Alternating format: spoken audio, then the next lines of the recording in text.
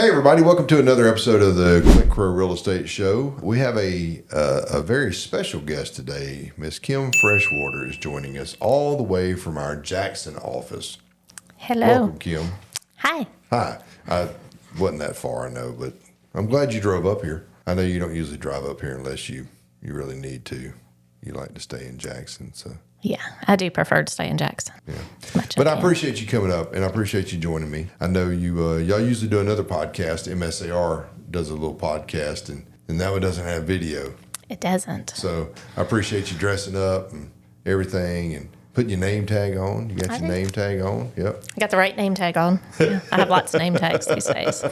Yeah, we're going to talk about that in a little bit, about all your name tags and about all the things that you have going on. But first of all, I guess let's talk about business. So you work out of the Macon office, Jackson office. I get all my offices mixed up, man.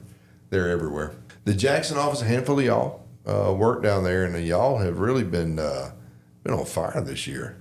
It's been a good year in Jackson. Yeah, it's been a real good year. We're not going to get too deep into details. We talked a little bit off camera about. We don't want to be too elaborate on the deals and what they were, but you've suddenly become an expert. I want to say, I don't know if you'll call yourself an expert, but highly literate in large land deals. Yes, transitional land, but yes. Transitional land. You told me that you took a class on transitional land. For everybody out there who doesn't know, what is transitional land? Transitional land's when someone maybe inherits a property. It used to be a farm, but they don't want to be a farmer, and it happens to be in an area that development is coming into, so it's transitioning into a commercial property over time. So I help them with that. It's kind of got the residential side of it and the commercial. It kind of merges together. Yeah, it's. I guess those are a lot of the ones you used to see running around. You'd see a sign that says potential commercial. You know, we used to see a lot of those potential commercial signs on homes that had some land that maybe was in the pathway of oncoming development. I saw sometimes that they said potential commercial, and there was a few of them I saw that. They saw potential I didn't see. Yeah. I mean, I guess anything's potentially commercial. Possibly. If somebody wanted to buy it for a commercial purpose and they could get the zoning for it, I guess it's got the potential. But I used to see some of those. They'd put them around, especially in Henry County during its boom years. They'd put up all these potential commercial, and some of them I've seen. I'm like, I don't know, man. You see potential there, I don't really see. Right. But there's still some of those out there. yeah, a few of those. But the ones that you've been dealing with. And you just got another one under contract, I understand. I did, yes. Yeah. And looking at another one now, you're branching out to a little bit of a different area with another one? I'm working on it. We'll see if it works out. Well, it's been a good year. Business has been good. You've done great with those, by the way. Those are not, I don't want to underplay the complexity of some of those contracts. When you get into, it sounds fun, sounds like, transitional land, that's easy. It's not easy. You're dealing with not just big numbers, but you're dealing with folks that are, looking to do some major commercial activities on there. There's a lot of things that you got to work through. So right. You've done a really good job with that, navigating all of that. It's not easy, but you've done great with it, and I'm super happy for you. So, but you still have been doing a lot of residential stuff too. That's what I was about to say. I still sell houses too. Lots of those. Yeah, you sell more houses than you do of that other stuff, the transitional land. You sell more houses than you do of the transitional land that you've been doing. But tell me what you think. What are you seeing in the market? Like, everybody asks me all the time, and they say, "Oh, are y'all selling any houses? And how's the market?" And we pulled some numbers the other day. Casey pulled some numbers and sent them to me that kind of where we were this year through, July, first week of August, compared to last year at the same time. And we weren't off a ton. Our transaction numbers were down, but our average sales price was up. Right. And so our company, our income, volume was down a little bit, but our income was just barely off, So it surprised me because it felt like it was a little slower. Even though we have been selling houses, it felt like it might not have been as good as it was, I guess. Are you kind of seeing that? I'll say my first quarter was really good. And I don't know why, but it just really was. And then when I'm seeing the numbers in Jackson specifically, like in June, I saw transactions dip a lot. That's probably the lowest I've seen all year. But then it picked right back up in July. So like closed deals. So Summertime's a weird time now. It used to be that during the summer was when everybody moved. When I first got in the business, it was, you had a 3-month summer break and everybody kind of started looking in the spring and, getting under contract so they could get moved before the school year started back. And it seems now, at least to me, that June and July are somewhat kind of dead sometimes. I mean, it's like kids are out of school, they're trying to get vacations in, they're trying to get all the summertime stuff in, and they just kind of decide to wait until the school starts back. yeah, there's a lot going on in the summer, I think, with it being so short these days. I mean, they were back in school in July this year, weren't they? Yeah. I think a lot of the schools. We just started back this week. August the 12th was the first day back for Kaysen and Holland, and they're finishing up their first week. Kaysen's finishing his first week of middle school, so it's a bit of an adjustment. I don't know that he was looking forward to it. I think he's okay now. I think after the first week, he's kind of settled in. Yeah, a little bit daunting when you move up to starting middle school's scary. Yeah, it was I think it was a lot, but the good thing for him is the classes are smaller, and these kids, he's been with the same kids. They've all been together since forever, and so that kind of helps. When you're with the same folks, you're just in a different building now. So he's had a good week so far. So 1 down and however many more to go. I know aside from the business, and you've had a good year, number wise, you're selling as much or more as you ever have. But you stay pretty busy outside of that. Something you and I share is our inability to say no, I think. Right. So you are currently president-elect for the Metro South Association of Realtors. I am. Which I'm very happy about. Having been a past president of the Metro South Association of Realtors, I'm really happy for you and really happy for us to have you in a leadership position in that organization. Talk about kind of what you got coming up, kind of some things y'all are doing. Y'all have really, this current leadership team, y'all have really worked hard to kind of get back active and get folks back involved.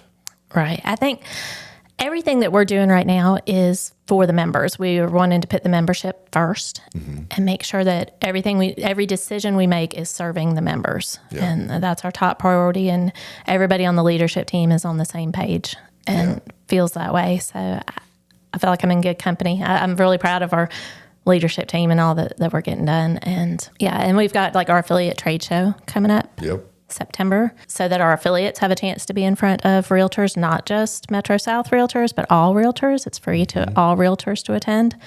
But we're really excited about that. Yeah, plug that if you want to. I don't know. Do you know the date? Do you remember the date? I know it's coming up, and it's at the Hood Street. Yeah, the Hood Street Gallery on September 5th. September 5th from Hood Street Gallery, 10:30 a.m. until 1 p.m. Okay. Like last year, y'all had it down in Jackson. Great turnout. I was really excited about how many folks came to that last year. So I think hopefully they'll have the same this year. Yes. And I think it's a great venue. We're really conscious of, we serve Clayton, Henry, and Butts County. So we don't want to have all our events in Butts County, all our events in Clayton County. We like to have events alternating in the different counties. So it's convenient for all of our members at some point, so that everyone's not always traveling to get to the events. Yeah, I know years ago, really before I got involved, and I tried to help with some of that, but before I got involved, I mean, some people honestly forgot that Butts County was part of the charter. So each local association has a charter that basically says this is the areas we cover, and for Metro South, it's Clayton, Henry, and Butts. And felt like a lot of times that they kind of forgot that Butts County was part of it. And so I really appreciate y'all have had meetings.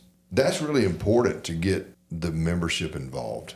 Right. And that's one of the hardest things to do in an organization like that, because all the agents are out working. They're trying to make sales. They're trying to get listings. They're trying to do all their stuff. And it's hard to take that time, especially if you're in Jackson, to drive tomorrow up to the board office and do something or vice versa. It's nice to move it around so that people have an opportunity to come and be involved. And I think it is important to be involved.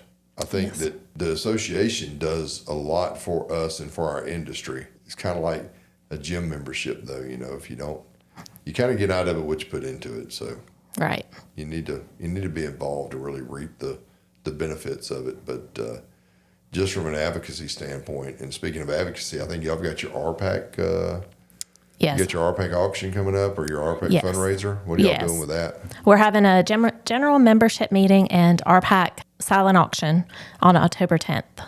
That one will be in Morrow at our board office. Yeah, and we'll have a lot of great items. We're gathering items right now for the auction, and we're hoping to have a really successful event, raising funds for our advocacy efforts and RPAC. Yeah, and advocacy. A lot of people don't understand what RPAC goes to. The Realtor Political Action Committee is what RPAC stands for.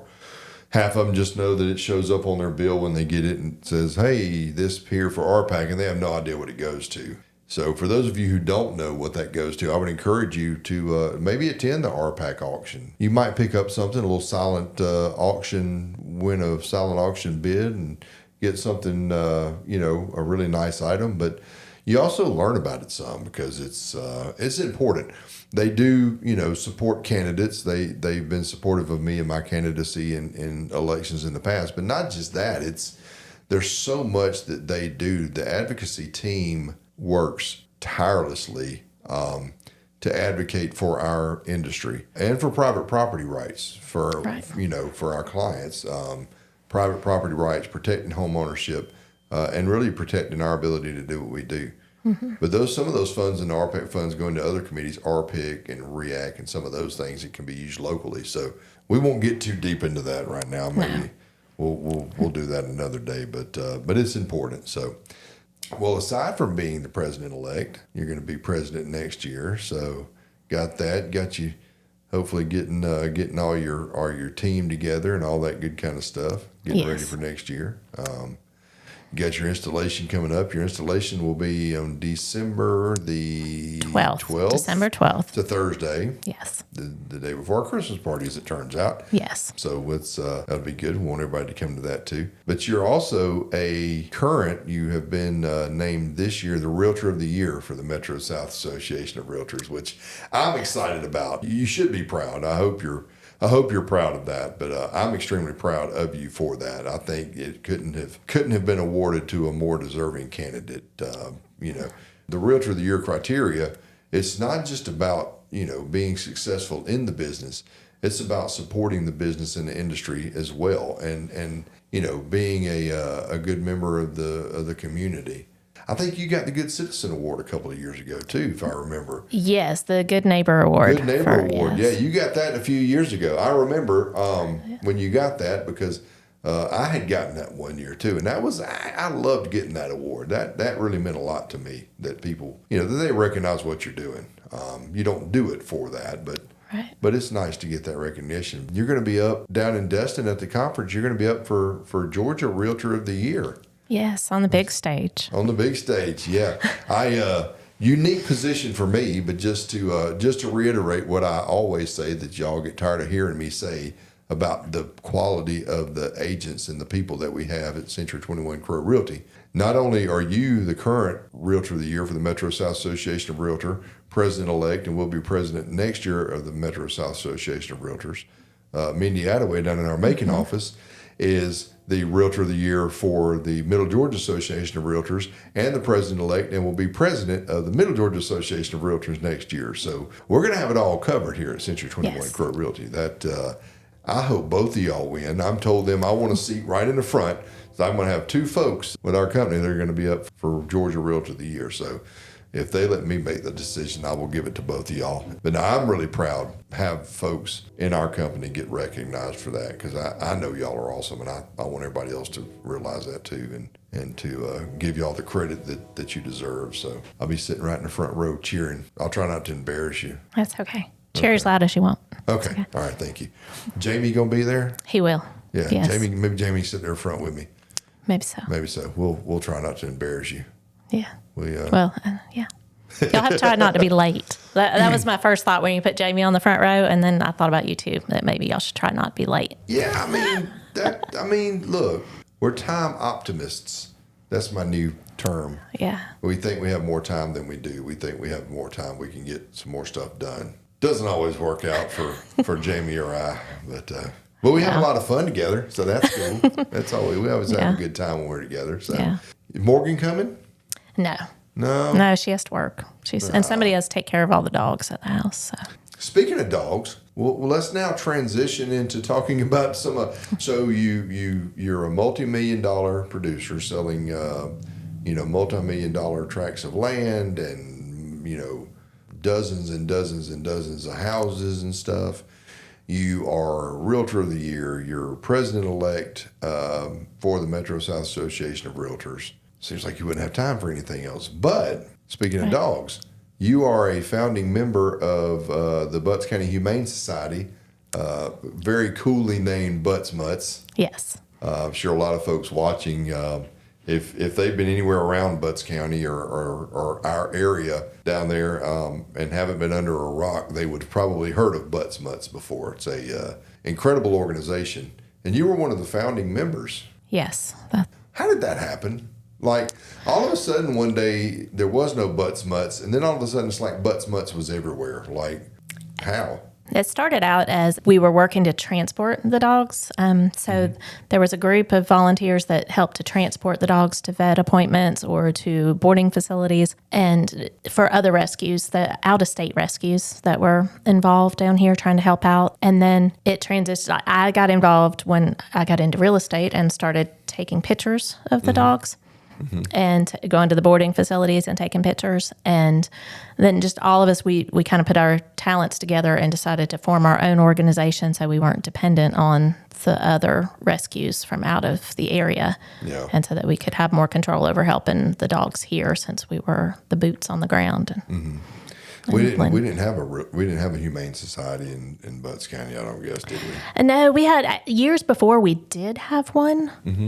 It was originally formed, but then it had gone inactive, and so it was like revitalized with our group. So, and then we started having the fur balls, the fundraisers. I was say, y'all, Butts Mutts is a cool name. Y'all do so much. Y'all are so creative with all of your events and fundraisers and different things. Yes. Yeah, the fur ball is a big fundraiser every year, a lot of fun. And each fur ball now has a theme a lot of times, don't it? Yes, it always has a theme, and the theme is not me. Like, I'm not the creative one, but we have a great group of creative ladies that put that together and pull out all the stops and have the best parties ever. Was it this year or last year that it was a luau? This year was the luau. The Bow Wow Luau? Bow Wow luau.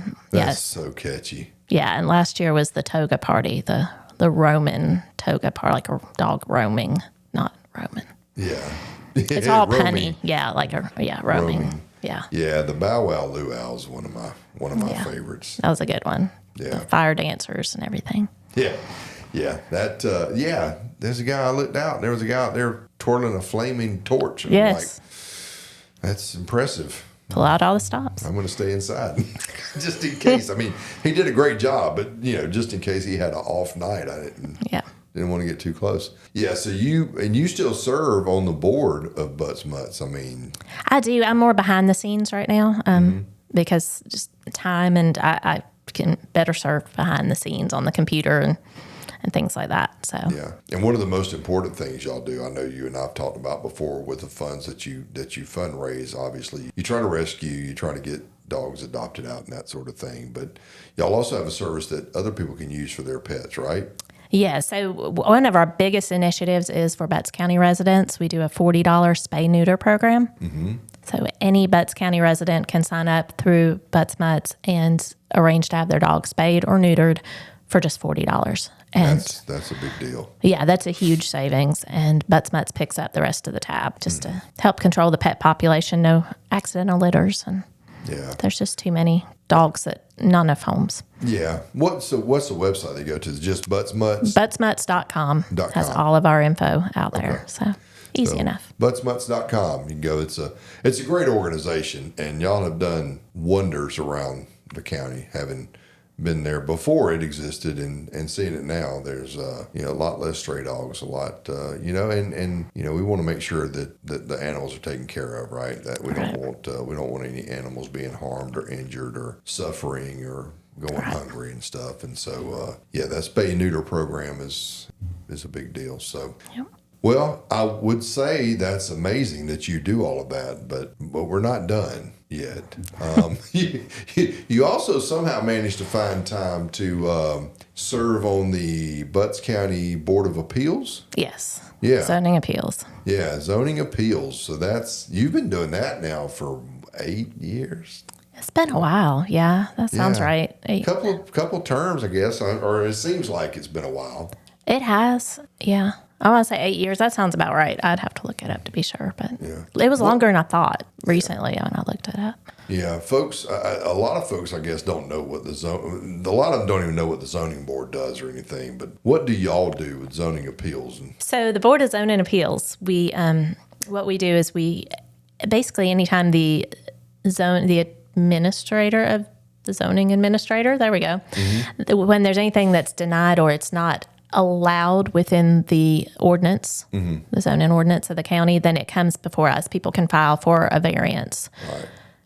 Or they can appeal just an outright decision of the zoning administrator. And that comes before us, and they present it, and we make a decision based on just what seems common sense, we put a little human factor into the decision instead of just the black and white of the ordinance. Yeah, that's when you're looking at ordinances, you got to try to remember and figure out what the intent of the ordinance was. And I know there's a lot of times that by the letter of the law, something may not be permitted, but that wasn't the intent of that ordinance. The intent of that ordinance was not to stop whatever that person may be wanting to do. It was for other reasons. It's good to be able to look at that on a case-by-case basis and make a determination on that. But y'all don't hear appeals on zoning decisions by the commissioners, though, right? Like if they deny zoning, that doesn't come to y'all. It's only Correct. It's appeals of the administrator and applications for variances if it is determined that it doesn't meet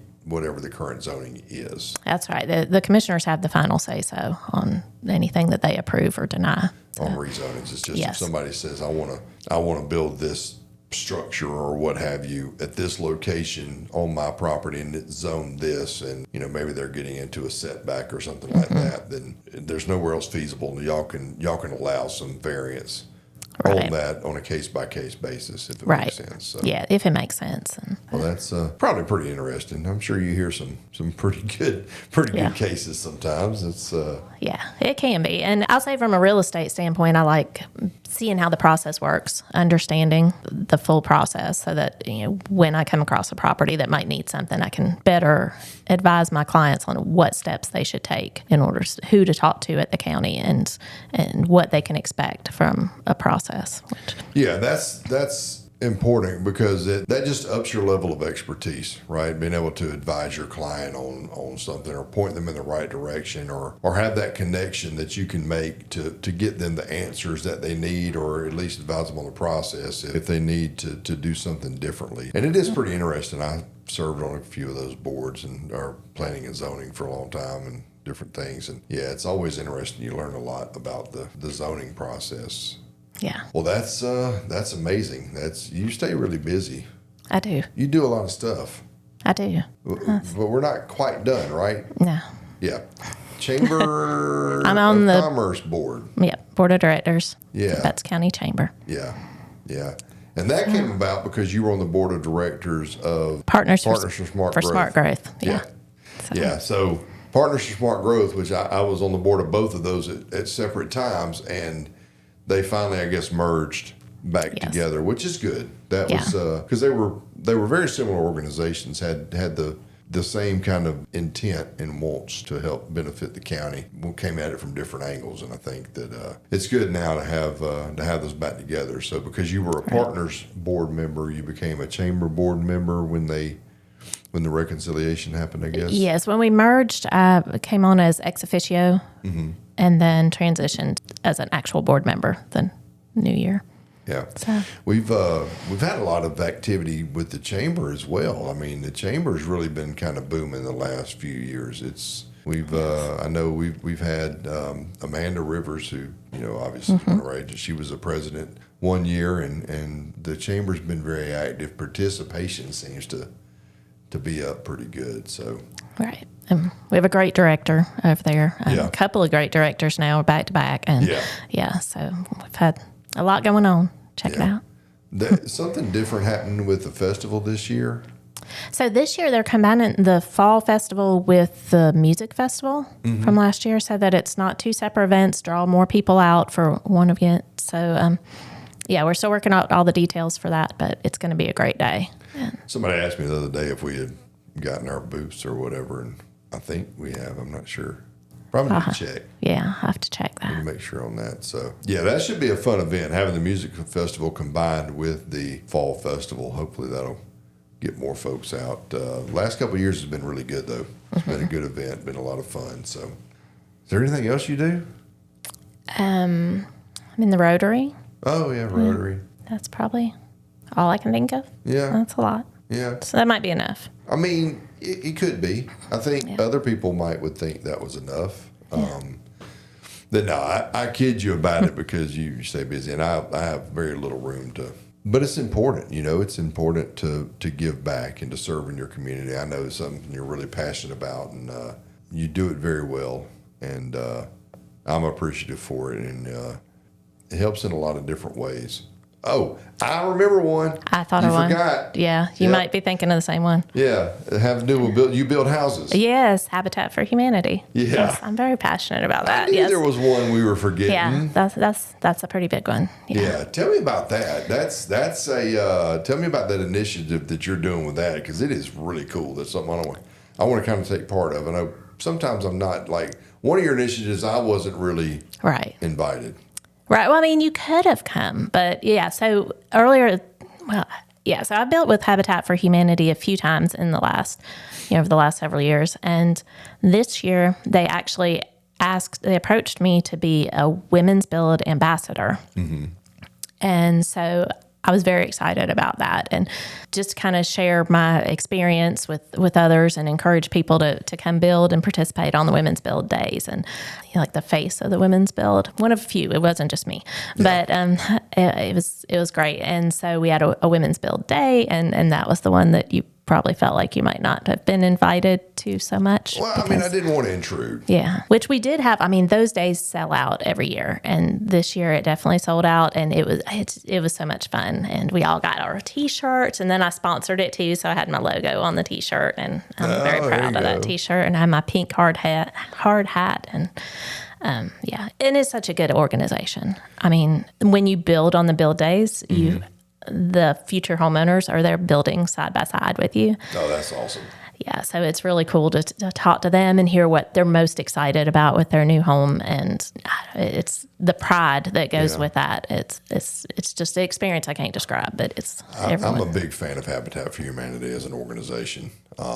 We had some legislation that I carried a couple of years ago that was in one of the bills I was carrying that had some benefit to organizations like Habitat for Humanity and some stuff like that, and didn't quite make it all the way to the end, but that's something we're definitely still talking about, because especially now with rates being where they are, affordability is a real issue for a lot of people. That's a real issue, and Habitat can come in and really make the dream of homeownership possible for people. Right. Make it affordable, because I mean, all the Habitat homeowners, they still have mortgages. Yeah. A lot of people don't realize, but the mortgage is just affordable for and they're all, you're talking paraprofessionals, bus drivers, people who work in our community that they work hard and they just can't afford to buy a home at the current prices and rates without somebody to give them a hand up. Yeah,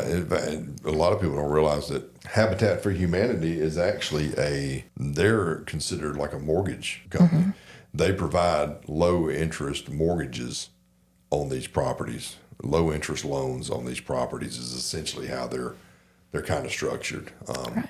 And they do the build, but they're able to then finance them, provide low income or low interest mortgages. So, I would love to do a build. I want to be involved. Maybe if y'all have we have one coming up. Guys build. We do. Yeah, I'll get you the date. We have one coming up very soon. Do y'all build on site, or do you build in the facility? So it depends. I've done both. Yeah. It depends on where the build is at when the day rolls around, and or if it's raining outside the day that your build comes up. But they do have a big warehouse over in Jonesboro where the last time for my women's build day, we framed up, I want to say it was 2 whole houses that day, and stacked the walls so that you can raise the house on site, like another volunteer group raise the house on another day. Yeah. But yeah, it just depends where the project is. I've painted, I've installed hardy board siding, I've hammered. I'm really good with a hammer these days. So that's You use a real hammer? You don't use a nail gun? a real hammer. Yeah, they don't know that. Not a nail gun. You don't want me to have a nail gun. They tried to let us use a saw one time, but I scared myself. So I just need the hammer. Just the and hammer. I'm really good with the hammer. Yeah. Really good with a hammer. Yeah. Yeah, no nail guns. No, not for me. Probably slows things down a little bit. Well, I mean, I guess maybe not in the long term, because if you're just using a hammer, there's less chance you're going to shoot a nail through your foot. Right, and that's going to slow things down. Way down, yeah, and make a mess. If you nailed yourself to the wall, that would probably slow things down. Yeah, overall. or somebody else, and it's better with the hammer for Yeah. the volunteers. We're not. I mean, I always say you don't have to be a skilled volunteer. I mean, they have volunteers that are there every single day, but even if you don't know how to swing a hammer, like I didn't my first time, they will teach you. By the time the day's over, you'll know. Yeah. And they're very patient. It's amazing how sore your arm can get from swinging a hammer. Yes. My first job out of college, the first time, I worked for a national builder, and that was building here up in Jonesboro in a neighborhood. Would do a lot of odd construction jobs, finish jobs, things like that, and help with framing some and do some different things. And when I first started, and I started swinging a big 22-ounce framing hammer, my forearms, I couldn't move my hand for a few days. It'll get to you swinging that hammer. So, but no, that's a really worthwhile project. That is like I said, it's a fantastic organization, and it coincides so well with what we do. Yes. We work in the business of helping people buy homes and realize the dream of home ownership. If we're going to volunteer, that's a really good place to do it. Yeah, I'd like to, maybe we can set up a company day to do a build or something like that, with Southern Crescent Habitat. I'm sure I could arrange that. Yeah, we'd like to maybe get all of the agents who can, maybe we can go out and have that be a company field trip, do a build. So that'd be a good one. All right. If we're thinking of something, we'll have you come back. Okay. That sounds good. I really appreciate you taking the time, though. I know we've been trying to get to this for a little while, but we've had, obviously you've had other things to do, and I had a couple things to do. So yeah. But it worked out, and I really enjoyed having you. Again, I just want to say how appreciative I am to have you in the company, somebody that gives back so much, that epitomizes the quality we have in really all of our folks here. But really proud to have you a part of the family. Oh, thank you. Appreciate all that you do for the community and for our industry as a local board president-elect, soon to be president. And I look forward to hopefully I get to install you, so that'll be a treat for me. I'm very excited about that. So I appreciate you asking me to do that. So anyway, look forward to seeing you soon. Look forward to having you back. We'll talk about some more things down the road. Maybe we'll check in, sometime next year, see how the presidential year is going, and see how that worked out. So see how it's going. We'll do a check in. That sounds good. All right. Got big plans. There you go. I can't wait to hear them. All right. Thank y'all for watching. We appreciate you joining us again, and we look forward to seeing you on the next episode. Take care.